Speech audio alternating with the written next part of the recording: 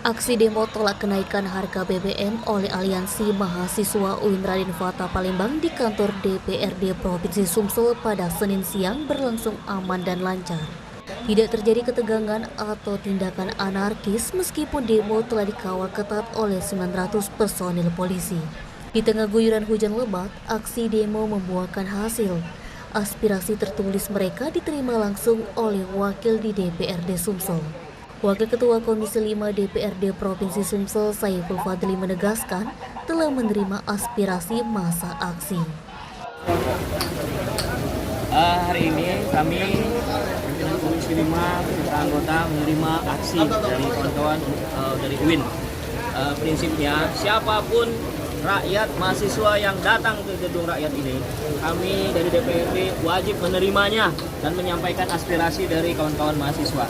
Karena ini adalah gedung rakyat, tempat rakyat menitipkan amanahnya kepada kami di DPRD. Kaitannya dengan aksi hari ini, kami sudah terima aksinya dan kami sudah tanda tangani dan akan kami teruskan ke DPR RI agar tuntutan rekan-rekan mahasiswa ini juga didengar oleh kawan-kawan kita di DPR RI. Aksi demo diikuti ratusan mahasiswa Aliansi UIN Raden Fatah Palembang. Polisi melakukan pengamanan dengan membuat pagar kawat.